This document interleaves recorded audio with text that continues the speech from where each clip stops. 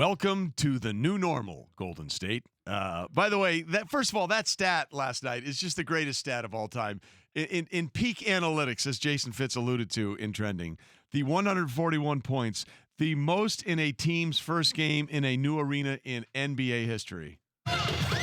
I mean, you're looking for anything at this point. I'd like to know the sample size of that. I mean, I don't know how many. I guess it'd be how many new arenas we've had in the NBA in that time period, man. Because that's a tough way to come into it, especially one as nice as theirs. That's a way to slice that hair, man. Really we are really deep into a deep dive. You know what? I'm trying to think for the Warriors because obviously they've been. It's one thing to have a new arena open, and we've had plenty of new stadiums open in the NFL for some teams of varying, levels of play inside them. The Warriors have been the premier dynasty in basketball for the last 5 or 6 years and opened a new stadium and got absolutely shelled. Like there could not be a more inglorious open for a team that had been so dominant in recent years. Normally, it's the Warriors that go on that third quarter run. I mean, that's been their hallmark during this championship run where they've been in the finals all these years in a row.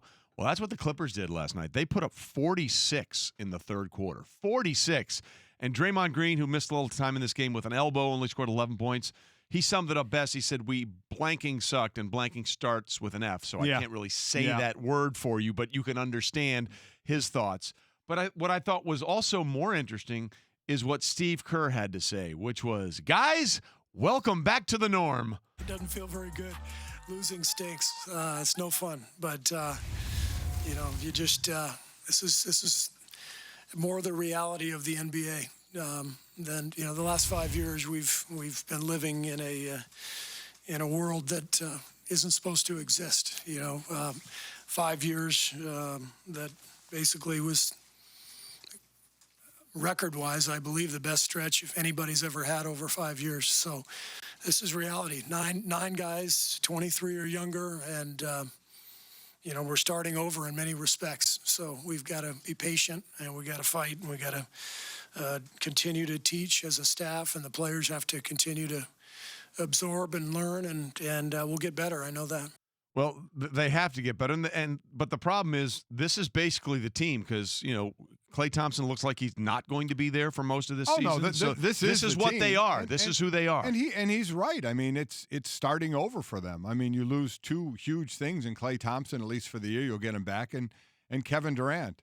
So I mean, this as he said, 9 players, 23 or younger on this team, and that includes the guy they got in D'Angelo Russell from the Nets to where Kyrie ended up. So who had, I think, 20 last night. This is their new normal. And the last 5 years was, while we had dominant teams in the past in the NBA, as he mentioned, that 5-year record that they had, the best ever, and what they'd done to every year we said they're going to win the championship or at least be in the finals for it. So he's right. They're not that team anymore, and he's pretty realistic in saying that. On the other side of this, I think we need to acknowledge that this Clippers team might be really, really good. I mean, look, just listen to these numbers, okay? This is the starting 5 for the Clippers. Patterson was plus 30. Kawhi Leonard plus 27. Zubac was plus 22. Beverly plus 20. And plus 15. Those were the 5 starters. Every single one of them was plus double digits. This team might be really, really good, and the Warriors' season began the same way it ended, with Kawhi Leonard ripping their hearts out. The Clippers are what the Warriors used to be, Correct. Meaning they're a team built on defense and depth. Yes, they've got 2 unbelievable stars, certainly Kawhi Leonard, and we know Paul George that they're getting back.